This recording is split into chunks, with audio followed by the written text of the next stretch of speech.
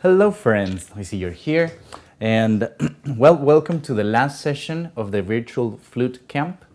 On the first three sessions we were talking about flute positioning and fundamentals of playing the flute, and we talked about warm-up exercises that would get us really well in shape to be able to play the instrument. How are we doing this? Yeah, the sound is good, I think. You should be hearing my voice clearly. And so I share with you on your inboxes some exercises that we can look at today. But the main point here is to, share with you that at the beginning of the day, whenever we're getting ready to play the flute, it's good to spend some time stretching, releasing all the tension from our body, the shoulders, the neck, everything. Then we go into warm-up exercises like we did with the whistle tones, singing and playing, long tones, and devote, if you can put like 30 minutes of practice there, that'd be fantastic. After that, playing scales and developing a key is quite crucial, and it is more than just simply playing a scale up and down. It's a matter of getting to know how the key works. Where are the notes that sound good with other notes, and can we get the sound even throughout? So the exercise that I share with you, the Taffanel and Gobert exercise number 1, is one of the standard exercises that everyone revises worldwide. Now this is a really good exercise to memorize right away, because when you go to a master class, many times the teacher will ask you to play a part of this exercise. So out of the book of exercises, number 1 is one of those that you definitely want to memorize. Also number 4, which includes all the scales, all major scales, and they kind of go in modes, step up and down. And then you have all the major scales, all the minor scales, including the harmonic and melodic. So that's a fantastic exercise. And then there's, I believe it's 12, 13, and 14. I haven't looked at them in a while, but I know them from memory. The ones that have arpeggios of 7th. So if you practice those and you memorize those, you're going to get so much to work with. It is good to practice them with a metronome, slowly and gradually going a little faster. So normally in my routine, I practice things at 60, then at 80, then at 100, then hopefully at 120. But not just those numbers, I also take steps in between, but my benchmarks are those. So starting 60 and hopefully having enough time to get to 100 and doing the whole sequence. So that takes easily, kind of an hour to do. And while you're memorizing those exercises, it may take a little longer, but it's so well worth it, because those exercises are what we need for life. So we play with the metronome, we play slowly, but I was looking at something. Whenever we're going to venture into memorizing, especially if it's a lot, it's completely okay to make it fun. And being Friday afternoon, that's definitely what I would be more inclined to do. I was thinking, well, let's practice just with a metronome, but there's another way to practice with the metronome but making it a little more fun. There are some apps that are pretty cool, and they're pretty much metronomes, but fun metronomes. This one, the one that I'm using, is called Brazilian DM. It's pretty nice. It has all sorts of rhythms, and you can change the tempo, you can change the instruments that you hear, but they mainly give you a rhythm reference. So right now I have it at 100, and to put into practice what I'm mentioning, let me lower this thing, and I'm gonna place it at 60. Well, that may be too slow for what we're doing. Truly, we're just gonna play the first line of exercise number 1. We're only gonna work on the exercise number 1, line 1, which is D major. First 5 notes of D major going up and down 4 times. So let me see how this rhythm works.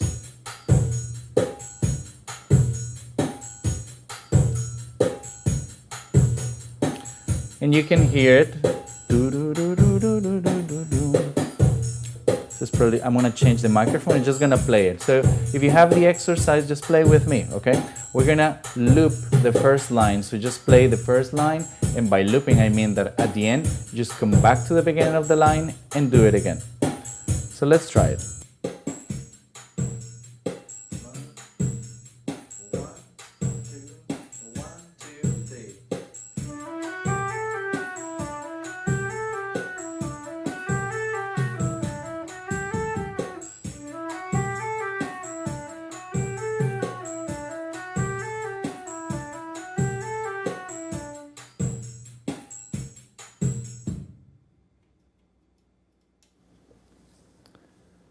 Could you play along with it? I hope so. I think the music should be sounding good. If it doesn't, please let me know.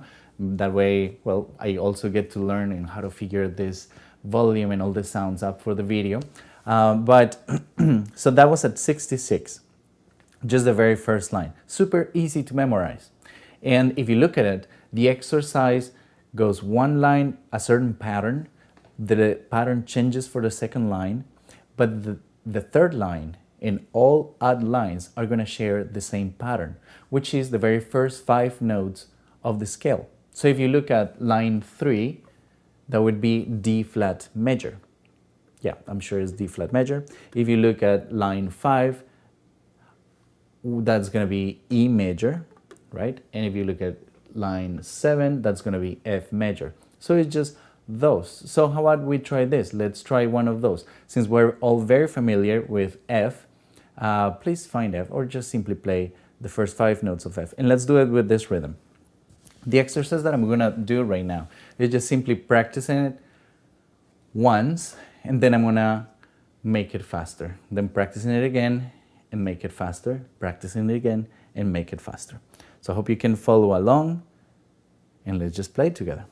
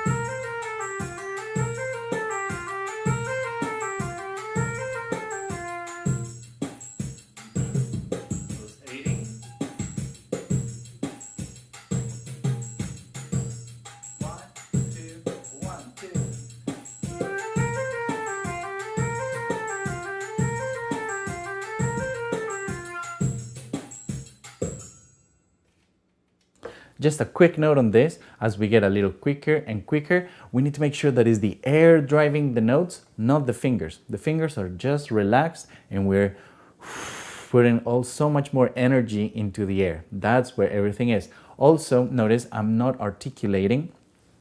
I'm playing everything legato because the flute will show any kind of inconsistencies or things that are not quite well if we're playing in that fashion. So most of the practice that I do is specifically in legato, unless later on I change to, work on articulations. But the initial part is completely fine to do the way we're doing. Okay, let's try to get this one faster because I think it's kind of fun with this kind of rhythm. By the way, this is a baião from Brazil.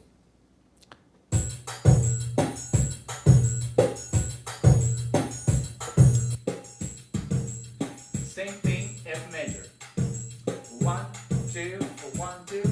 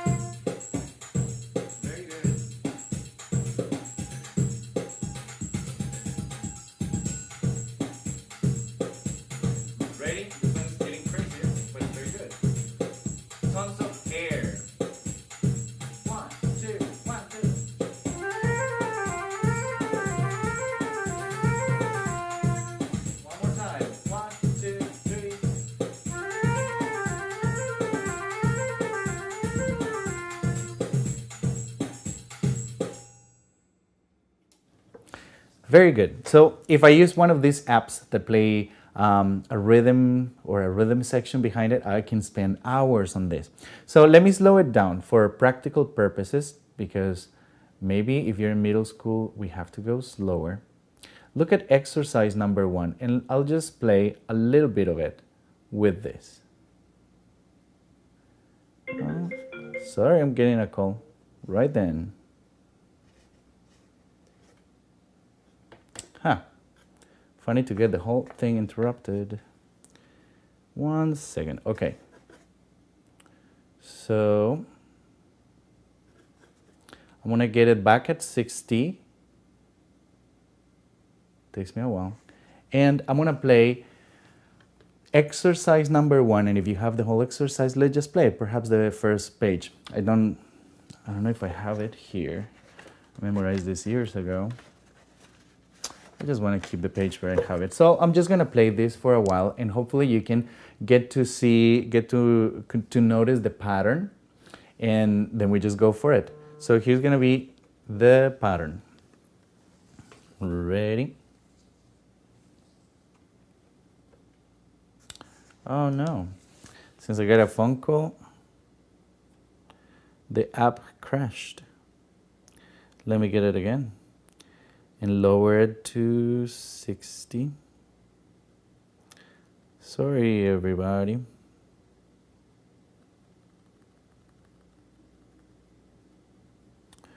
Okay, so here's back to 60. And this is Tafanel and Gobert, exercise number 1. Breathe. Breathe whenever you need to. Take it easy. Don't try to just keep up the whole time. Sometimes I'm going to stop playing for a little bit in order to breathe and come back into it. So that's completely okay, all right? Let's just stay together and play this. Here we go.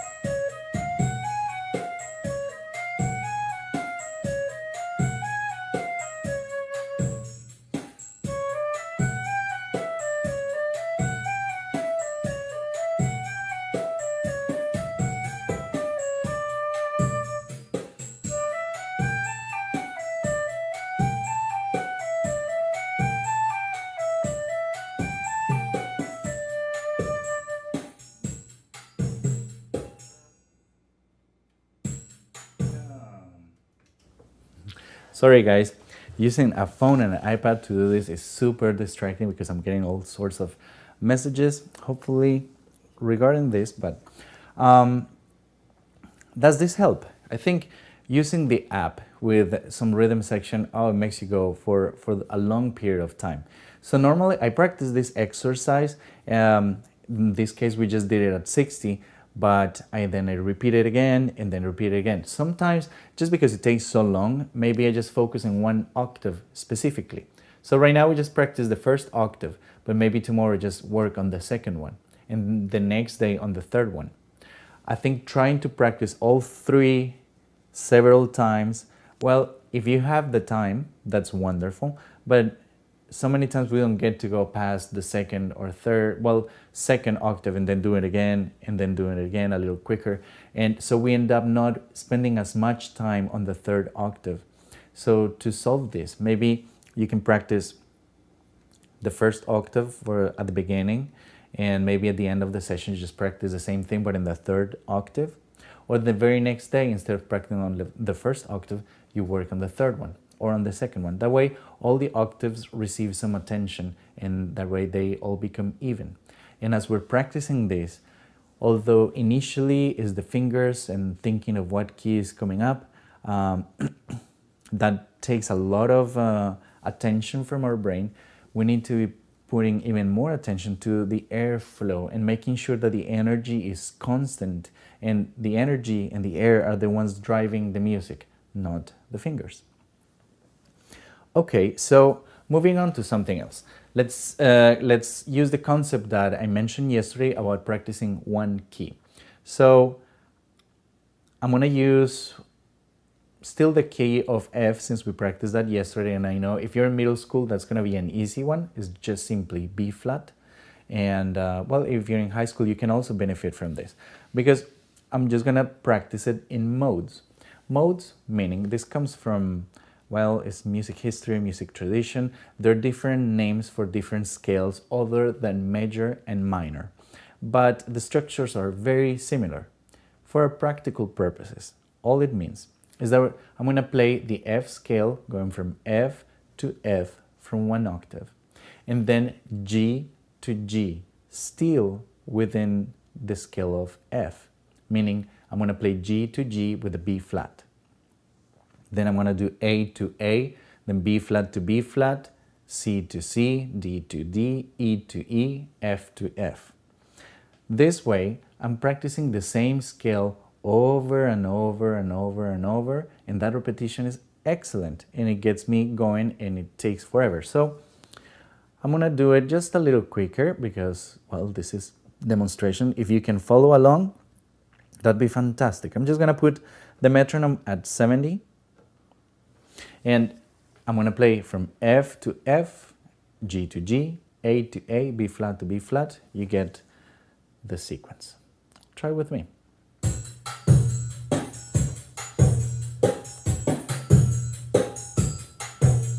One, two, 1, 2.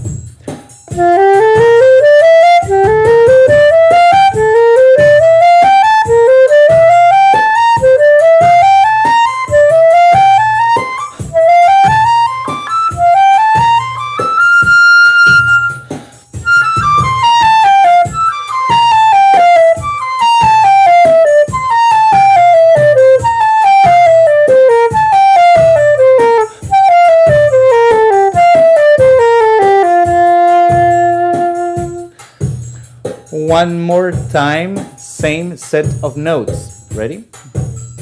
1, 2, 1, 2, 1, 2, 3.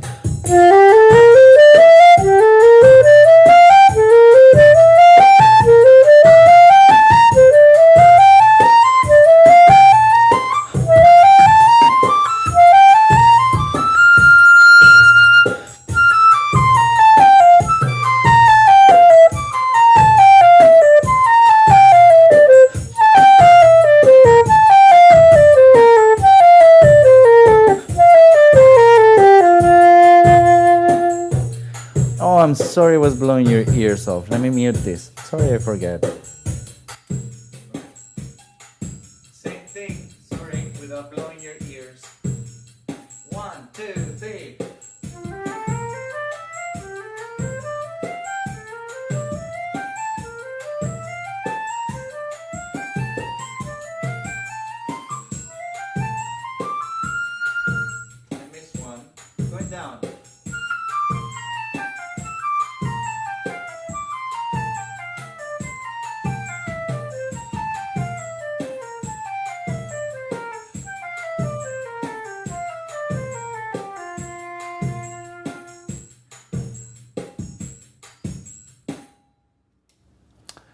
Very nice. Hope you got it. If not, you can just rewind the video later and you can practice. But since we're doing this, I'm gonna do this if you're a high school player or maybe a college player. I'm gonna speed it up and we're gonna practice another key. Let's do E flat, for example. E flat would be a good one. So what if we do this at 80? Here we go.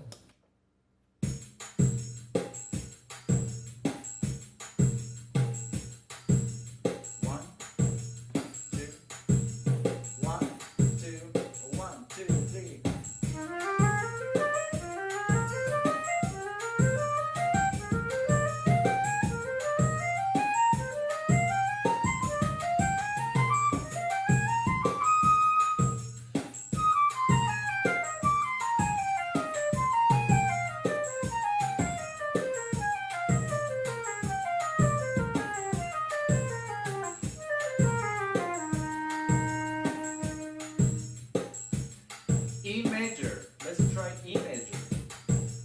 1, 2, 1, 2, 1, 2.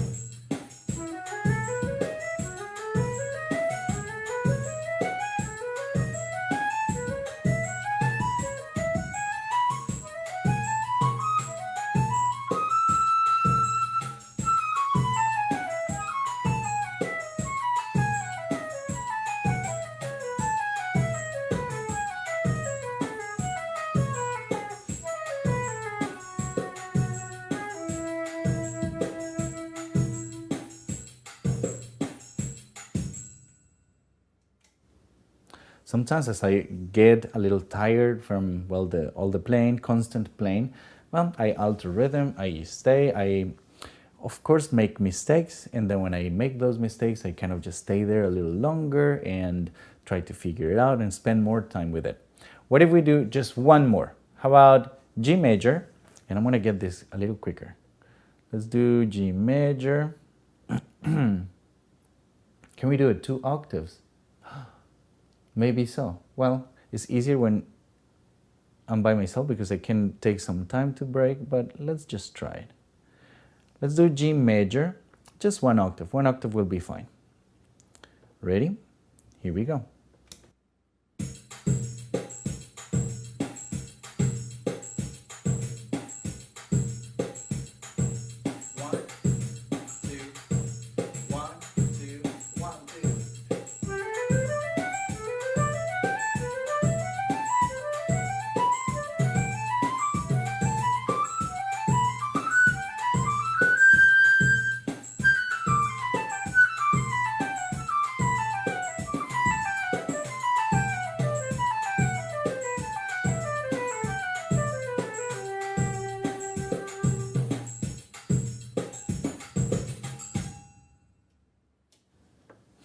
Good. So I usually do this also for quite a while, and since I'm using one of these guys, after playing that scale up and down and changing articulations and doing this and doing that, then I just simply stay practicing some improvisation and getting to know the key.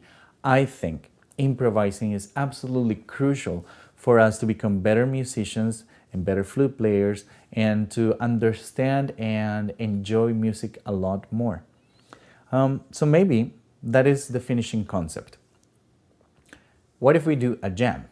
Let's just jam. Let's pick a scale, something that'll be easy. And no matter what grade of playing you're in, I just want you to try improvising with me.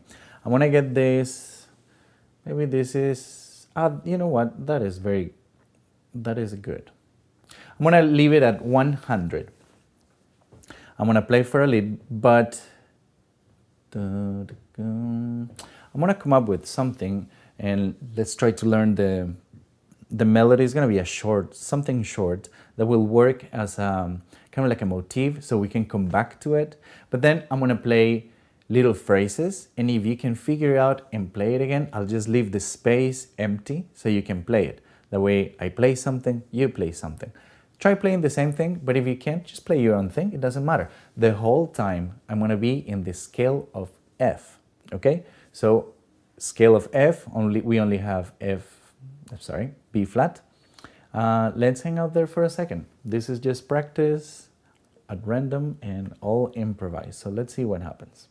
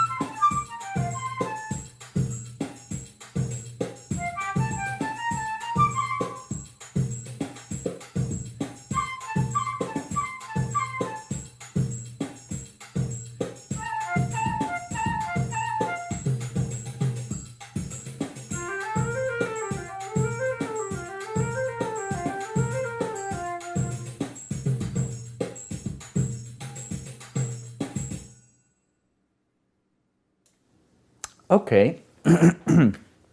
I hope that was fun for you. It's certainly fun for me, and I can do this for hours.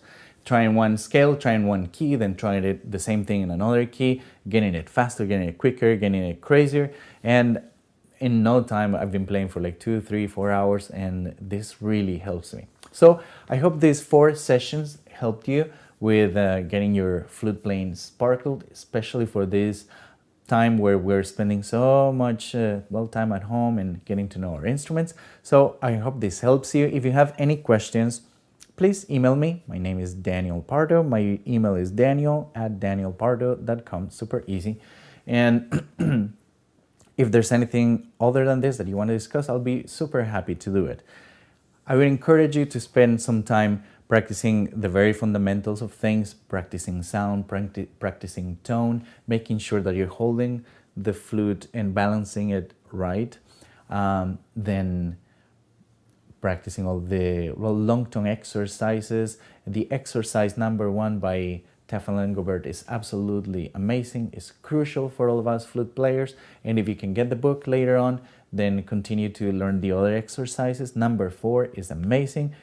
12, 13, 14 are all fantastic. Then it goes into chromatic things, and those are spectacular. So anything that is by Tafanel and Gobert, Moise, please get those books because you're gonna learn a lot. After that, you usually go into etude practicing. So if you can devote like half an hour to work on your etudes very calmly and going through those, and then repertoire, whether you're practicing to be an orchestral musician or if you're gonna be improvising and learning some tunes from jazz, or what are the other options? Well, solo repertoire, that there's plenty of that, so many sonatas and concerti and so many things. So plenty of time to be spending with the flute, and I hope you guys have a lot of fun doing it. Write me a message if you need anything or if you just want to chat. That'd be fantastic. I wish you all the best and stay safe and healthy. Best wishes to you, and I hope to see you all live again soon. Bye-bye.